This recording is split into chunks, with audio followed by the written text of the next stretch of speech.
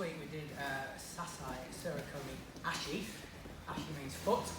Tonight we're going to do De-ashi-barai, which means advancing foot sweep. So another ashi waza, another foot technique in Japanese because we're doing KUDO. So this is all about timing and finesse. All about timing and finesse. So tonight is the start of your journey to getting a good foot sweep, because it's about timing, and you need to develop timing. It's not just going to come straight away. So it's great.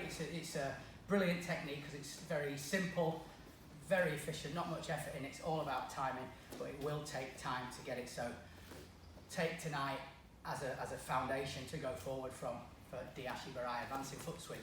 So it's a bit similar. What we're trying to do is sweep the opponent's foot with the bottom of our foot, the soft part of the foot, just as it's stepping on the ground or leaving the ground, just at that moment of vulnerability.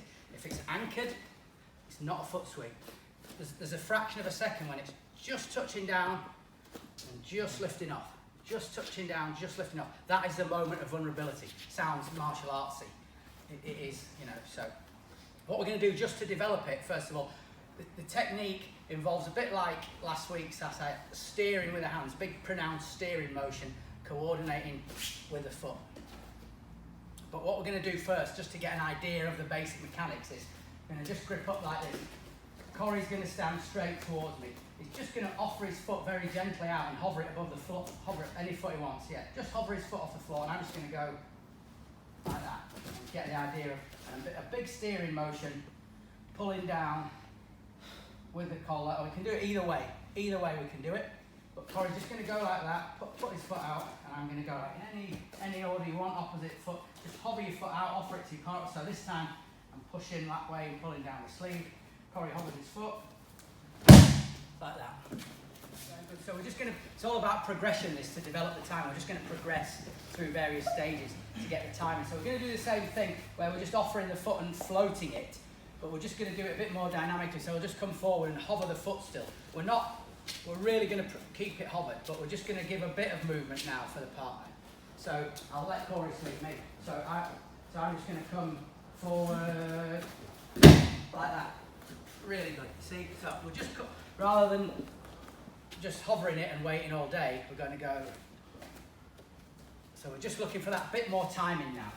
Just a bit more time. We'll just do this quickly. We're going to progress to like the full version, as it were, now. But now forward, I'm coming over, I'm hovering. Beautiful. Yeah, that's what we're after. It's progressively. So your partner's going to come forward and plant the foot. So you've now got to time it, because there's a moment just there before I touch down when I'm vulnerable. Not vulnerable, vulnerable. Not just that moment before you touch down and anchor. Because if I anchor, no joy. Corey can time it. I'm going to anchor, so let's be able to time it. Yeah, I should have known he could. So plant your foot this time. So we're just coming like that.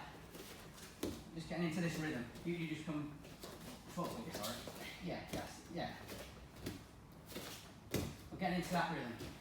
I'm just going to talk through it. So we're just getting into this rhythm like this, and Corey's looking to literally now do the sweep properly, but I'm planting my foot, so if he doesn't do it, he won't get it. But if he does it like that, because he just processes stuff immediately and gets it.